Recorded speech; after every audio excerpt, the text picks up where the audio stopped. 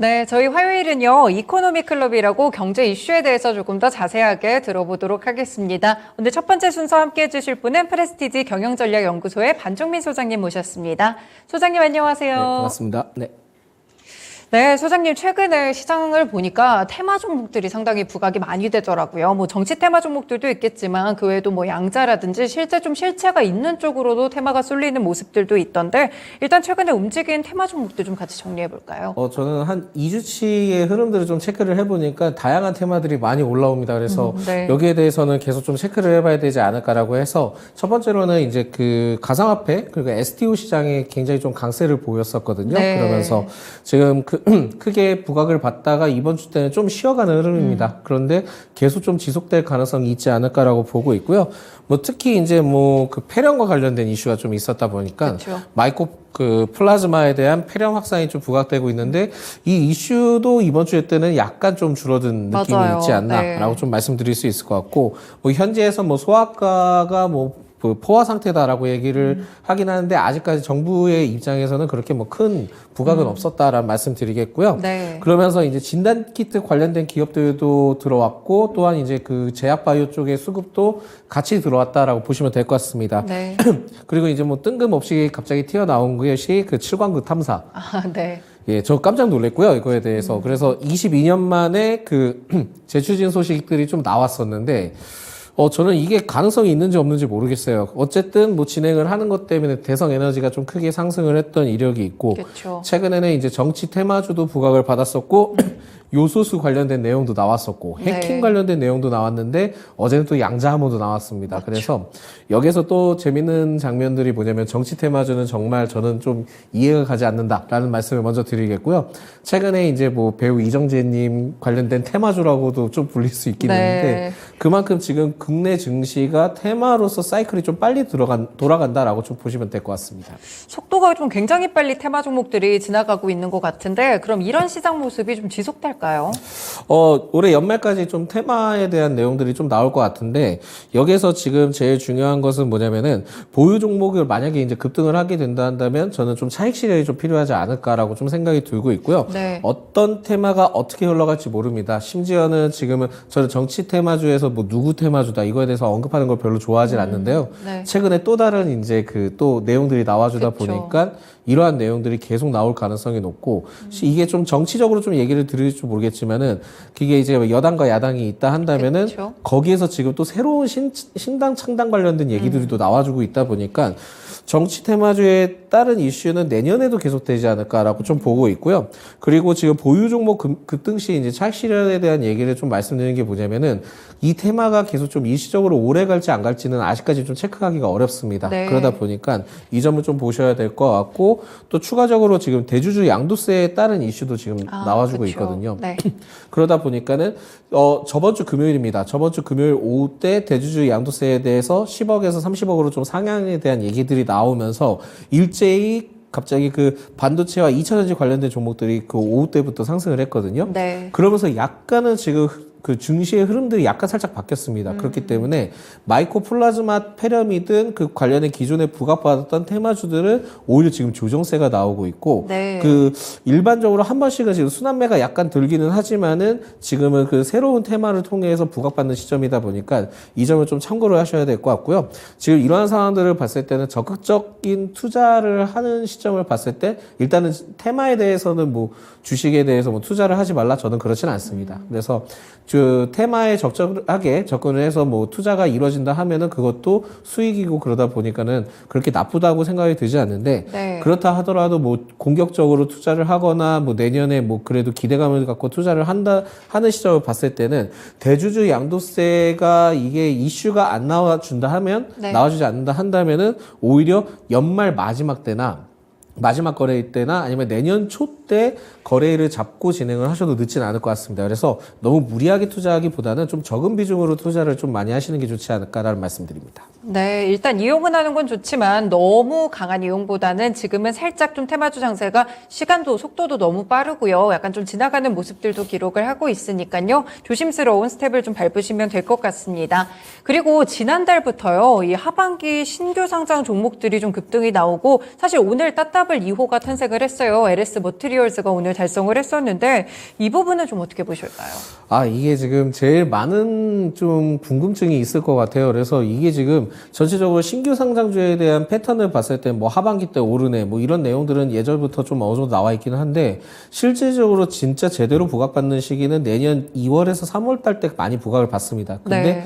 이렇게 좀 미리 부각을 받는다는 것은 결국은 투자할 수 있는 처가 없다라고 저는 좀 볼 수 네. 있다라고 생각이 들고 있고 심지어는 지금 연말에 아까도 말씀드렸지만 계속 대주주 양도세 얘기를 했지만 이걸 통해서 지금 다른 종목들을 오래 갖고 있을 시점이 아니거든요. 네. 그러다 보니까 일시적으로 수급적인 흐름들이 그쪽으로 편성이 되는 것 같고 추가적으로 뭐 2차전지에 대해서 뭐 많은 분들이 얘기를 하시고 심지어는 그 외적으로는 뭐 앞으로 안 좋아지네 뭐 이런 네. 얘기를 하다 보니까 새로운 투자처를 찾기 위해서 신규 상장주 쪽으로 많이 편성이 되는 것 같습니다. 그러다 보니까는 11월 때 당시 때는 이제 두산 로보틱스 그리고 퀄리타스 반도체, 우듬집함, 에코프로, 머티가 상승을 했는데 네. 이런 거를 좀 생각을 하셔야 될 것 같아요. 그러니까 두산 로보틱스가 올라서 뭐 대부분 이제 레인보우 로보틱스나 관련된 종목들이 나중에 추후에 상승을 했는데 이러한 흐름들을 통해서 봤을 때 뭐 이게 대장주고 신규 상장주니까 올라가니까 다른 로봇주도 올라간다. 그래서 산업이 확산된다. 이렇게 생각을 하시면 안 됩니다. 지금은. 네. 그래서 이 점을 봤을 때는 신규 상장주에 대한 흐름들은 전체적으로는 지금 뭐 투자할 때가 마땅히 좀 없어서 이쪽으로 많이 쏠리는 것으로 판단이 되고 있고요. 네.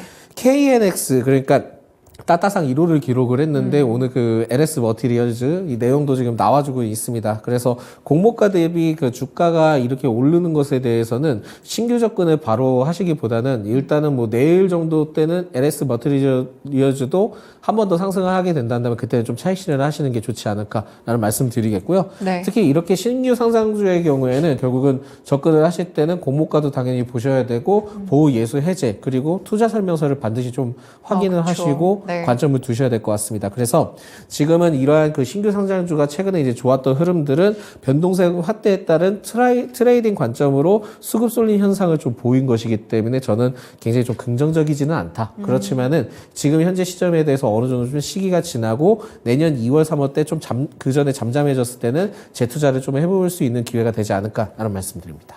마땅한 투자처가 없어서 또 IPO 종목들이 부각을 받는다는 점이 좀 인상적으로 분석해 주신 포인트인 것 같은데요. 그러면 결국에 수익을 좀 그래도 얻기 위해서는 테마주 투자도 일부는 필요할 것 같아요. 만약에 테마주 투자를 좀 생각하는 개인 투자자분들에게 접근 포인트를 알려주신다면 어떤 방법으로 해볼까요? 테마의 지속성은 좀 반드시 체크를 하셔야 될 것 같고요. 네. 특히 2주 이상 부각된 테마의 경우에는 언제든지 좀 조정을 받을 수 있다라고 생각을 하셔야 될 것 같고 2주 이상 조정을 받았을 때 주가를 좀 꼭 기술적 분석으로 좀 확인을 하셔야 될 겁니다. 네. 그래서 그 주가 현 위치가 진짜 이게 지금 높은 위치인지 낮은 위치인지 이거는 반드시 확인을 하셔야 될 것 같고요. 기업의 가치로 따지기에는 테마주의 지속성을 따라갈 수는 없을 것으로 판단이 되기 때문에 네. 일시성과 지속성을 좀 체크를 하셔야 될 것 같고 2주 이상 지금 현재 부각받고 있는 테마가 STO나 가상화폐 쪽이 좀 많이 부각을 받다가 네. 일부 조정은 나와주고 있긴 하지만 중장기적 관점으로 봤을 때는 이 테마가 유효할 가능성도 있다는 점을 체크를 하셔야 될 것 같고요. 보유 종목이 연계성을 좀 띄어 상승을 한다 하면은 수익도 다시 좀 차익 실현이 필요하다라는 말씀 드리겠고요. 그래야지 시드머니 확보를 통해서 내년을 좀 공략을 해볼 수 있습니다. 그러다 네. 보니까 지금 시기 때 굉장히 좀 중요하고 추가적으로 지금 좀 시장의 특성상 이슈를 좀 크게 받는 것이 뭐가 있냐면 증권사 리포트에 따라 관련 섹터들이 일제히 상승하거나 하락하기도 합니다. 그렇기 때문에 만약에 지금 현재 좀 어느 정도 투자처를 계속 좀 확대를 하고 연말까지 생각을 하신다 한다면 증권사 리포트에 대한 내용도 좀 꼼꼼히 확인을 해보셔야지만 주가의 변동성을 좀 어느 정도 포착을 해볼 수 있다라는 말씀 드리겠고 이런 겁니다. 그러니까 최근에 골드만삭스에서 한국의 방산주에 대해서 긍정적인 전망을 좀 얘기를 하면서 하나 에어로스페이스와 하나 시스템 관련된 종목들이 좀 당일 상승을 했는데 그쵸. 오늘 또 다른 내용들이 나왔죠. 그러니까 어떤 내용들이 나왔냐면은 지금 폴란드에서 2차 계약에 대한 부정적인 내용들이 나왔습니다. 네. 그리고 이거에 대해서 또 리포트에 대해서는 너무 부정적이진 않다. 또 얘기가 나왔고요. 네. 그러면서 변동성에 대한 부분들이 좀 약간 왔다 갔다 하는 모습들을 보여주고 있는데 네. 그만큼 지금은 리포트에 따라도 지금 주가가 민감하게 반응을 하고 있기 때문에 이 점을 꼭 체크를 하셔야 될 것 같다는 말씀드리겠습니다. 그래서 결국은 테마주 접근이 반드시 나쁜 건 아닙니다. 그렇지만은 지속 여부를 반드시 좀 체크를 하셔야 될 것 같고 추가적으로 산업과 성장성과의 좀 연계점을 보시지 않는 이상은 일시적이다라고 좀 생각하시는 게 좋을 것 같고요. 오히려 지금은 이러한 그 여러 가지 테마적인 흐름들을 봤을 때는 오히려 정부 정책과도 좀 어느 정도 면밀히 좀 살펴보시면서 접근을 하신다면은 네. 이 구간을 좀 길게 가져갈지 적게 가져갈지를 판단해 보실 수 있는 좀 주요한 포인트가 되지 않을까라는 말씀드립니다. 네, 알겠습니다. 일단 테마주 투자하시려면 그래도 지속성 여부가 상당히 좀 중요할 것 같은데요. 또 오래 가려면 펀더멘털이 좀 동반이 돼야겠죠. 그러면 일단 소장님이 보시기에는 지속적으로 부각될 수 있는 테마 어디라고 보세요? 저는 그 가상화폐 이슈는 계속 좀 내용이 나올 겁니다. 그래서 네. 내년 1월까지는 좀 이슈가 나올 것 같은데 지금 이게 그 비트코인 다른 부분이 뭐 오늘 좀 많이 떨어졌잖아요. 많이 떨어졌는데 네. 이거에 대해서는 뭐 지금은 단기적인 부분들이라고 생각하고 추가 상승할 수 있는 요인은 좀 더 남아있다라고 보시면 될 것 같고요. 특히 이제 뭐 비트코인 선물 기반으로 하는 ETF는 21년 때 글로벌 증시에 상장이 됐긴 했습니다. 네네. 됐긴 했는데 현물 ETF의 경우에는 선물과 좀 현물은 좀 성격이 다르다는 이유로 그 당시 때 좀 약간 불허를 했었거든요. 맞죠. 불허를 했었는데 지난 10월 중순부터 그 SEC 그러니까 증권거래위원회라고 합니다. 거기에서 비트코인 현물 ETF 신청 그 수정 요청이 연달아 나오면서 비트코인 그 ETF 승인에 대한 그 가능성이 좀 열려 있는 상황이었고 네. 그러면서 지금 곧 승인이 날 거다라는 이슈가 부각됐고 그리고 연말에 얘기를 했다가 지금은 내년으로 좀 넘어갔습니다. 그렇기 때문에 이 점을 봤을 때는 좀 아직까지는 좀 어느 정도의 그 연장선이다라고 좀 보실 수 있을 것 같고요. 네. 이더리움 관련된 부분들도 마찬가지였습니다. 근데 이제 뭐 그 외국 그 투자사에서는 없어져야 된다라는 얘기까지 나왔다 보니까 네. 이런 것들을 리스크라고 생각을 하고 좀 접근하시는 게 매우 좀 중요하지 않을까라고 보고 있고요. 그리고 이제 비트코인에 대한 가격도 10월 중순 때는 27,000달러에서 저번 주에 한 44,000달러까지 좀 기록을 했었거든요. 네. 그러다 보니까는 그런 상황들을 봤을 때는 현물 ETF에 대한 기대감이 내년 1월까지는 계속 지속될 수 있기 때문에 이 점을 보셔야 될 것 같고요.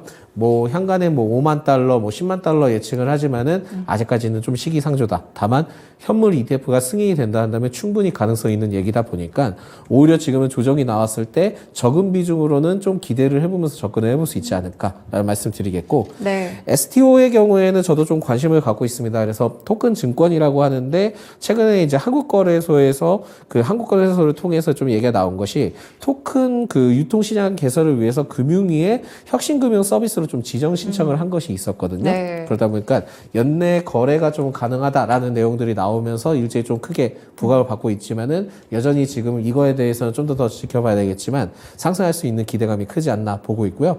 내년 4월에 결국은 정치 테마적인 부분들이 있다 보니까 정치 테마주에 관련된 부분들도 이슈는 좀 체크를 하셔야 되는데 어떤 게 뭐가 튀어나올지 모릅니다. 심지어는 고깃집에서 고기 먹다가 그렇게 상승하는 케이스도 있고 여러 가지 있기 때문에 여기에 대해서는 너무 억지로 막 찾으려고 하시기보다는 기존에 이제 소형주 위주로 갑자기 부각이 되었다 한다면 그때는 그 수익권에서는 차익 실현을 하면 좋겠다라는 말씀 드리겠습니다. 조금 더 자세하게 그러면 테마 관점으로 저희가 투자할 만한 기업은 어떻게 보실까요? 투자할 만한 기업들을 저는 일단은 지금 그래도 단기적인 부분들을 봤을 땐 가상화폐 쪽에서는 일단 우리 기술 투자는 계속 좀 유효한 것 같다라는 말씀드리겠고 네. 추가적으로는 좀 그게 불편하다 싶으면 위메이드 쪽을 좀 보시는 게 좋을 것 같고요. 네. 정치 테마주는 알 수 없습니다. 그거에 대해서는 명확하게 말씀드리겠고요. 특히 이제 이러한 것을 볼 때는 큰 비중으로 가져가기에는 굉장히 좀 부담스럽습니다. 그래서 이 부분들을 좀 체크를 하시는 게 중요하겠고 적절한 주가 밴드를 좀 정해서 접근해 보실 필요는 있을 것 같고요. 네. 제가 또 좀 생각을 해보는 게 내년에 6G와 관련된 이슈들이 좀 많이 나올 겁니다. 네. 그래서 양자, 암호화, 6G 통신주와 관련된 기업들은 좀 조정이 나왔을 때 그래도 좀 생각을 해보자라는 말씀드리겠습니다. 네, 알겠습니다. 테마주 투자하실 때 약간은 펀더멘털을 동반하는 쪽으로 내용이 있는 쪽으로 살펴보시면 좋을 것 같고요. 관련 종목들까지 함께 제시해드렸습니다. 소장님 말씀 고맙습니다. 네, 감사합니다. 네, 이렇게 첫 번째 이코노미 클럽 시간 저희 테마주들에 대한 분석들 해봤습니다. 프레스티지 경영전략연구소의 반종민 소장님 함께했습니다.